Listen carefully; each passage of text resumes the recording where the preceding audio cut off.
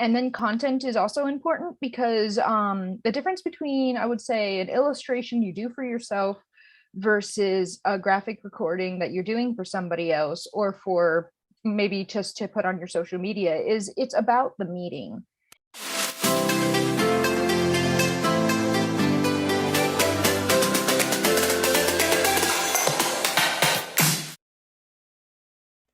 Hey there, I'm Emily Mills from Sketchnote Academy, and today I am joined with Angela Krieg, a sketchnoter based in Boston. And I actually met Angela through the Sketchnote Academy workshops. She attended one, and then we just started messaging and going back and forth. And so here we are today having a conversation. So, Angela, thanks so much for being here. And can you tell us a little bit about yourself? Yeah. Hey, Emily, thank you, first of all, for having me here. I'm happy to be here. So I am a sketchnoter in Boston. I used to be based in New York. And the way I kind of got started a little bit is I am an illustrator by trade. And so I'll talk about it a bit later, but when I discovered sketchnoting, it was kind of the perfect field for me. So when I'm not sketchnoting, I'm illustrating, I'm designing. I also work as a designer. But yeah, everything kind of to do with communication at this point. I sometimes call myself a visual communicator.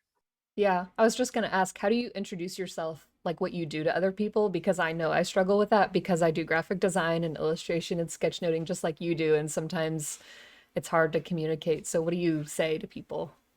So I think on my LinkedIn, and what I find is a good way to get like open the door is I say I'm an illustrator if I want to keep it super simple, or I'll say I'm a visual practitioner. With Illustrator, they're like, oh, I get what she does.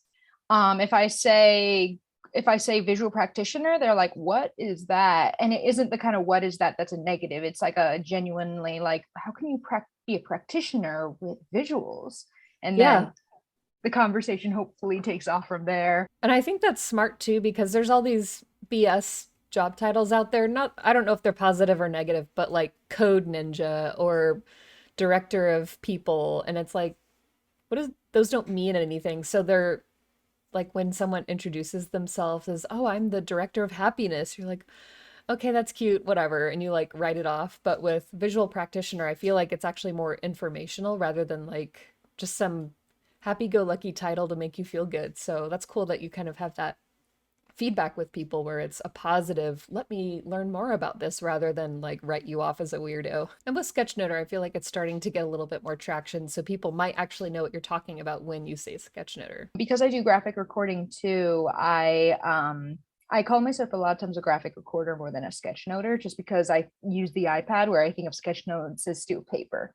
So how long have you been sketchnoting? When was the first time that you tried it? Probably December 2019. I discovered it well after, not that long after I had moved to Brooklyn, New York, to be near my boyfriend as well as job searching.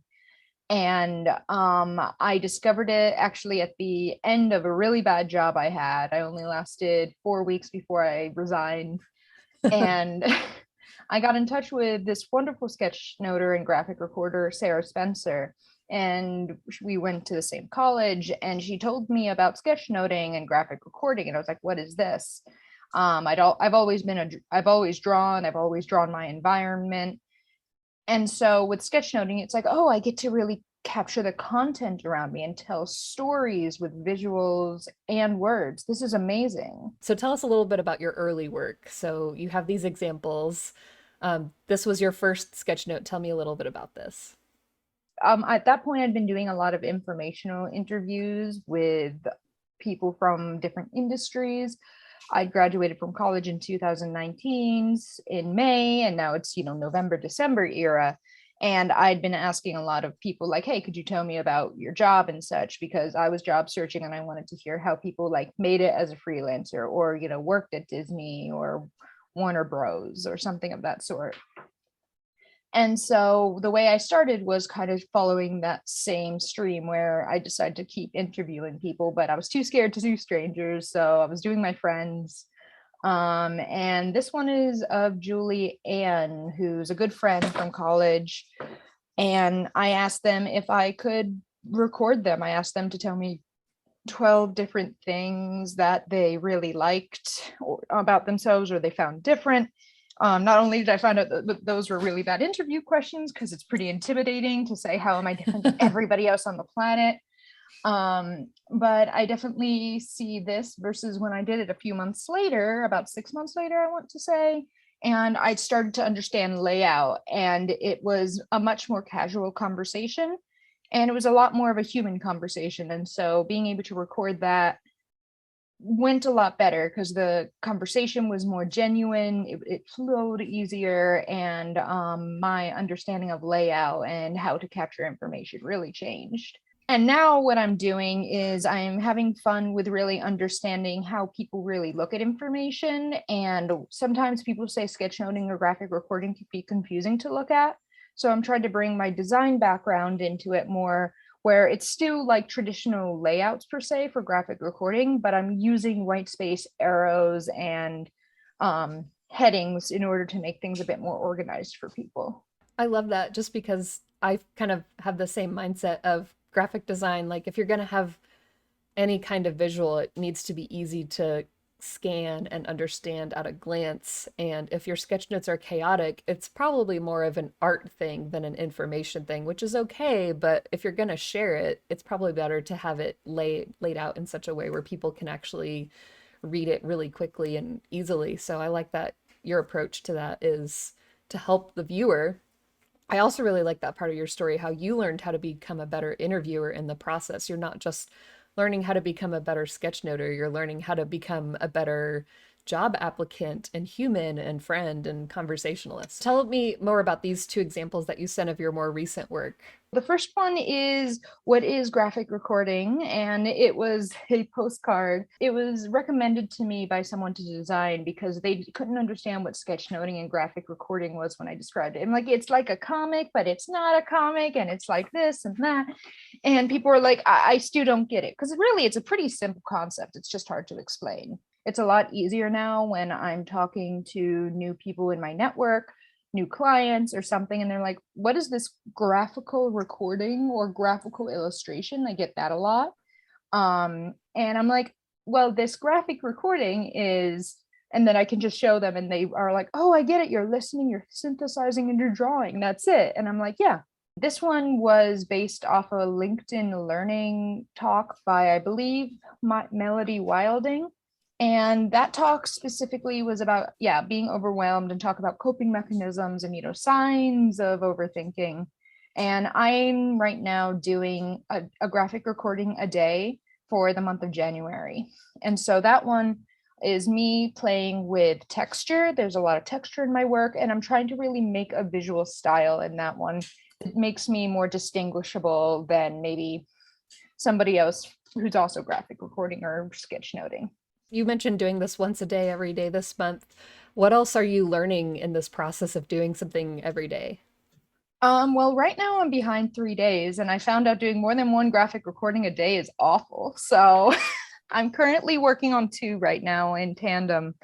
And I find that I actually really like graphic recording live, because when I'm doing it by myself or just for myself to learn more, I have a tendency to overthink too much. So overcome overthinking was a really good one to do it on. I felt a little bit like I was being a hypocrite as I was doing it, because I'm like talking about overthinking as I was overthinking the design. And what I'm really learning as well is like, what are the things that I really go to? I find that I have particular color schemes that no matter how much I'm going through the colors, I usually will end up with a blue and an orange. And those will be like my two main colors.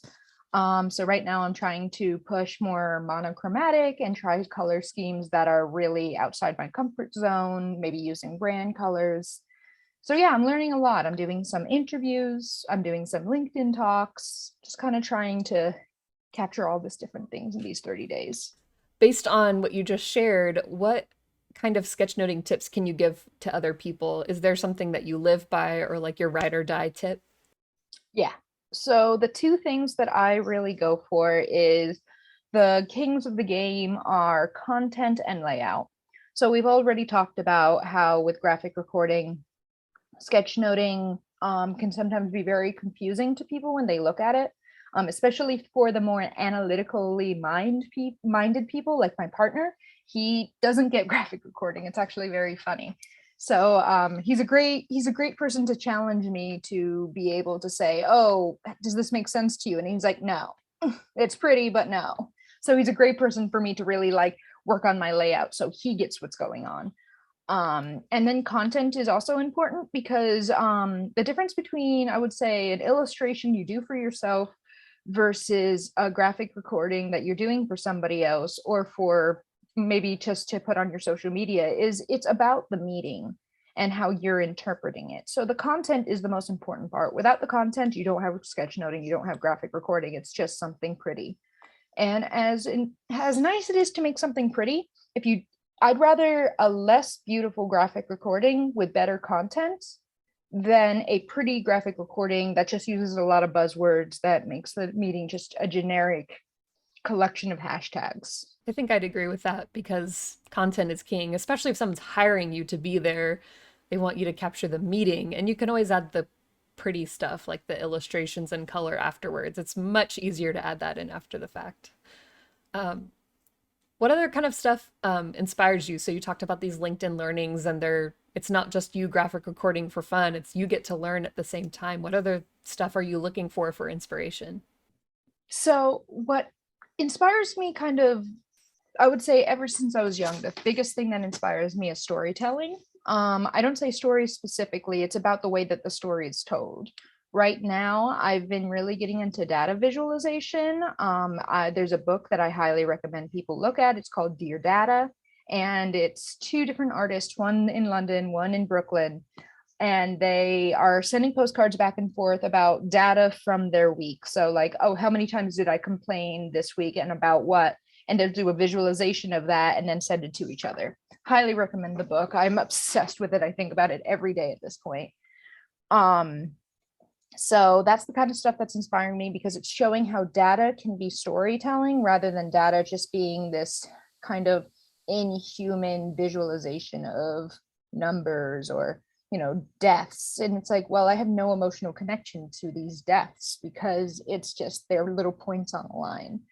So I've been really getting into storytelling and how to really make it more empathetic. And also I love comics. I love things in theater like puppetry and like a set design. So a lot of my inspiration is very visual, but I also am a pretty avid reader. So comics again, but also I really, really like short stories and how you can condense a beautiful story into something small or, like long versions like American Gods, which are hundreds of pages.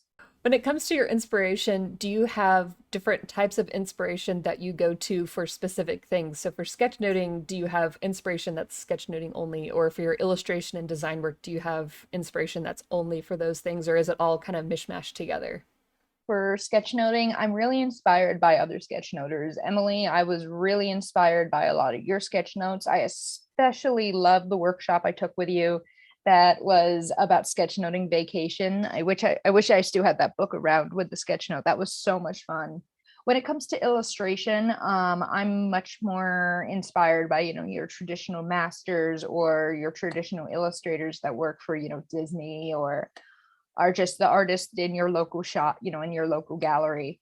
When I'm studying, they do end up feeding into each other. My understanding of sketchnoting leads into my understanding about how to set up a page when I'm doing an illustration, especially a comic, and vice versa when I'm doing an illustration of a person or I'm doing gesture drawing, which is very fast, like 30-second drawing.